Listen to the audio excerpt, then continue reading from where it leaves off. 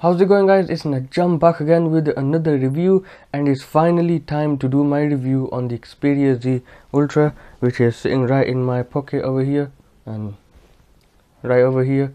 And so let's get into the review now.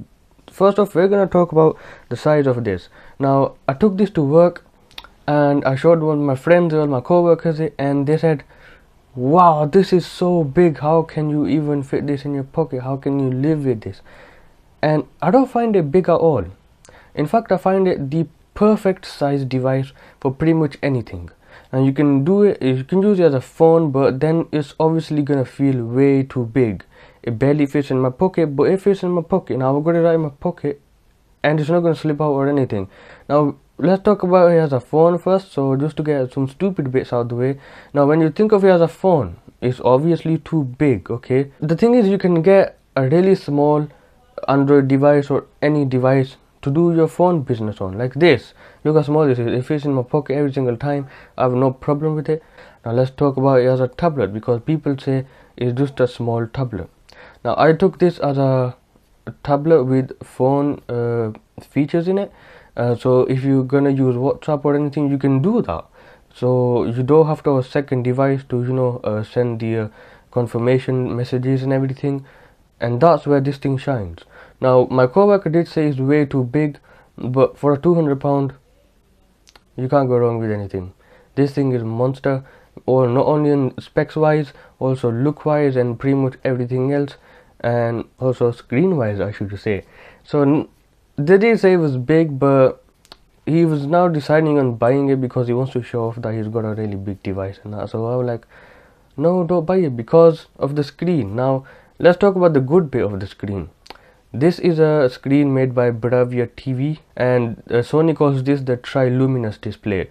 Now whatever I watched on it, it's got high contrast. It's like AMOLED display, except it's just not oversaturated. The blacks are completely black, the whites are completely white, the reds are rich, and the greens and the blues are obviously rich as well because they're the same stuff. The thing is, it's an LCD display, but it's trying to be an AMOLED display, and it's doing a really good job at it.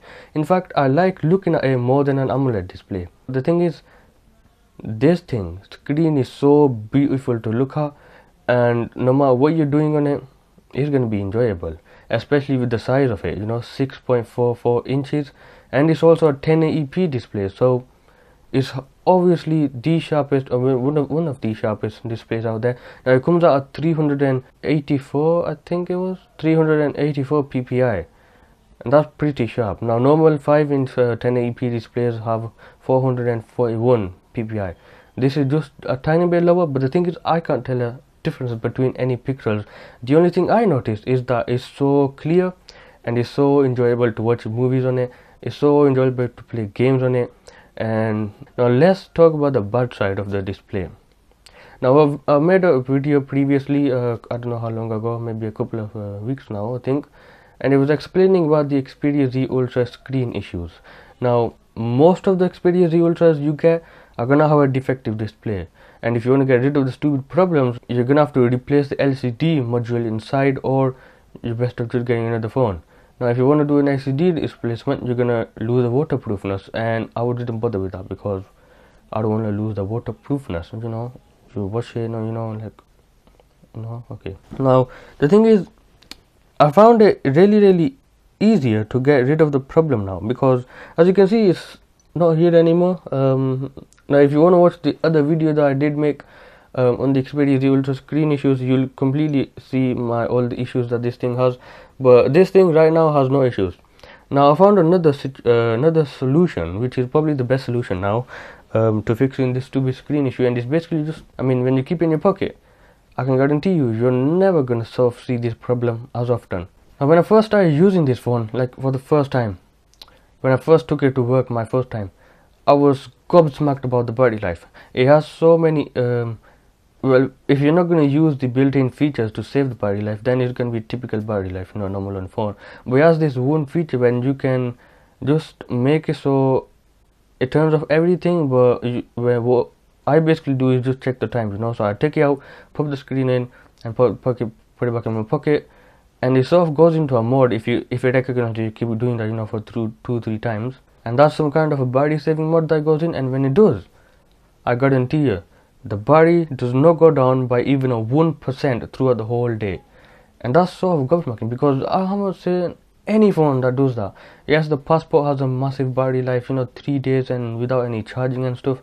Okay, that's cool.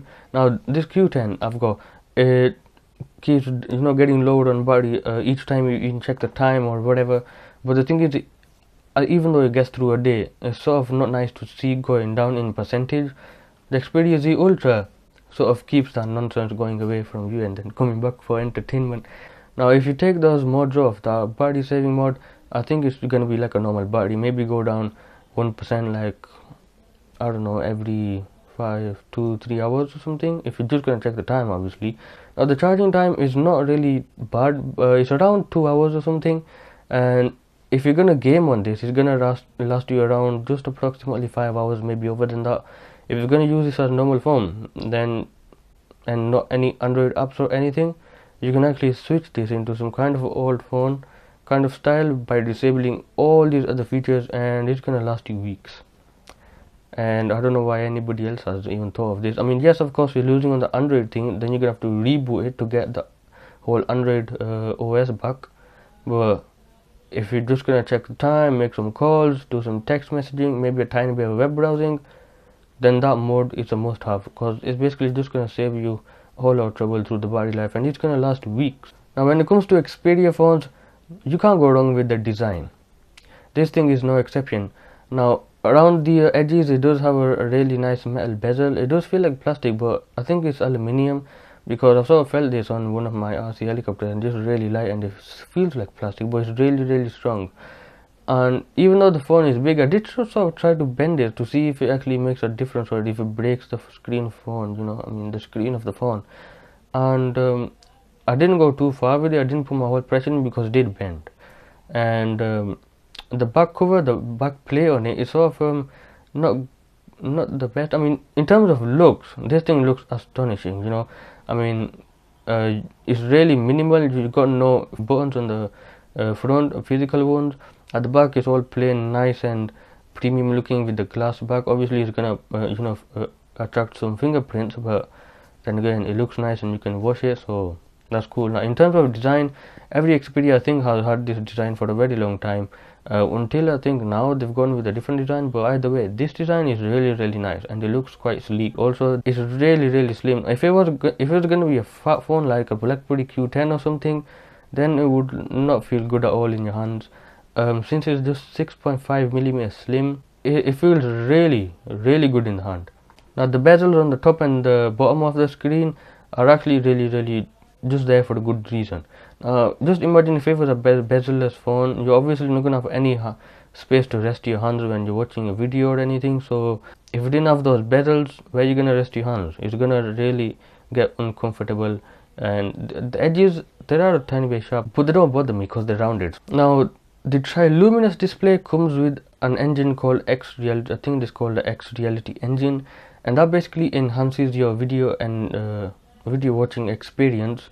So if you're watching a low quality video and you use the X-Reality engine feature, it's basically gonna make it look like it's as if it's a 1080p video or something. It's just gonna make it look so sharp, and it's gonna up the contrast, it's gonna up the sharpness and everything. And the thing is, I do like it. I mean, it oversaturates it as well a little bit, which looks really nice at times, but the thing is, it doesn't make much of a difference. In fact, it's gonna make it a little worse if you're watching high quality videos like 1080p videos. 720p, it makes a tiny bit of difference, you can sort of see it, but anything lower than that, it actually makes a big difference, and you might as well just have the X-Reality engine on. But the thing is, sometimes you don't want it on, and then you have to go all the way into the options and turn it on and off and on. Maybe Sony, you should make this as a quick turn on and off switch button thing, like a Wi-Fi button on there. Now this phone has been advertised as big entertainment for big people. I think it was something like that. With a 6.4-inch display, the entertainment doesn't get any better. I mean, if it's in your pocket, you expect it to not to because it's way too big, but the thing is, it does.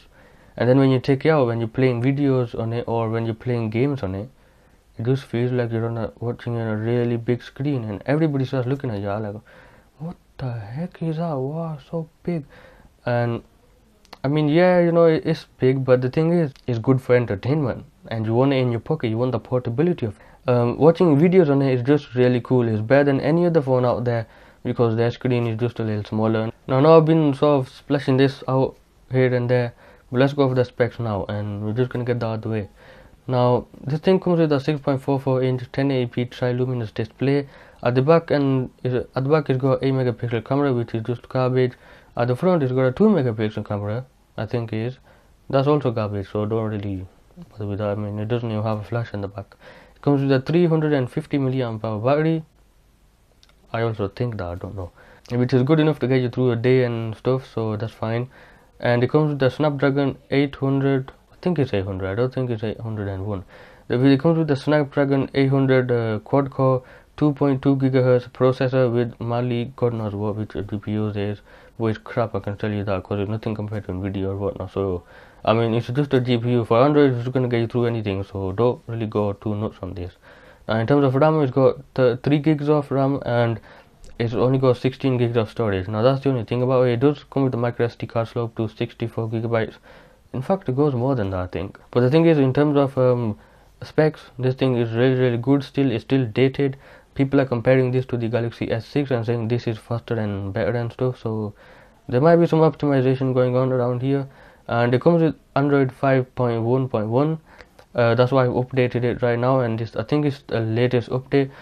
Now Sony has gone with the bit of a different, more like a stock look. Now when I first got it, it was running on Android 4.1.2, I think it was, or 4.2.2, and it looked completely like a really old Jelly Bean or something. And I mean, it did sort of feel nice and, you know, stuff, and it was a little weird. I didn't sort of get used to it, and it was like tricky to find things. But as soon as I update to Android 5.1.1, which is straight away, it's more stock, and I was sort of surprised. It still has all the features where the pop-up widgets come and everything, but it's just more like stock. It's more closer to stock, and I think I like it more like that. The only thing I don't like about this when upgrading is that you have to connect to your computer to upgrade the software, so you can't do it standalone and stuff. So that's kind of not nice, I guess, but obviously you have to go through these kind of things. So yeah. Now the build quality on this is not good.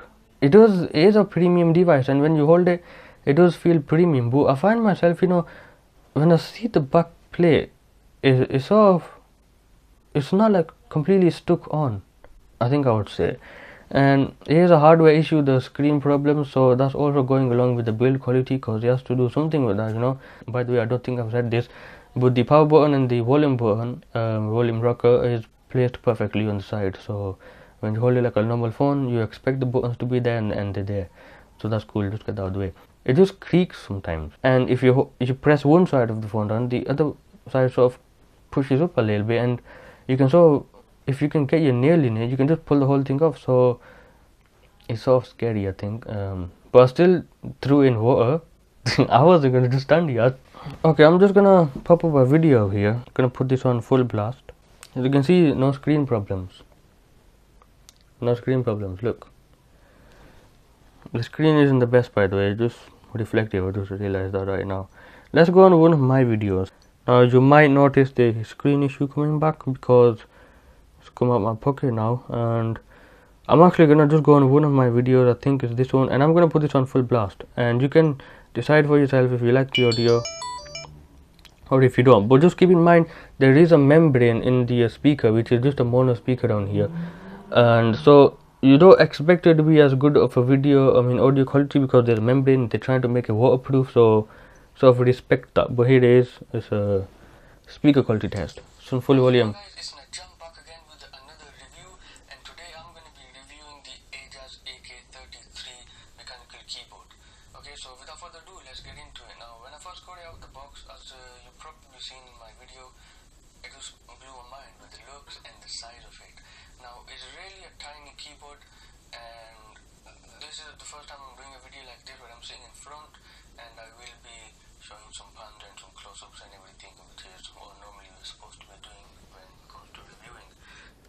Alright, so the speaker is not the best. In fact, it's not as good as my BlackBerry Q10 speaker, but I don't know what it is. It just gets the job done. I don't mind it being so bad for some reason.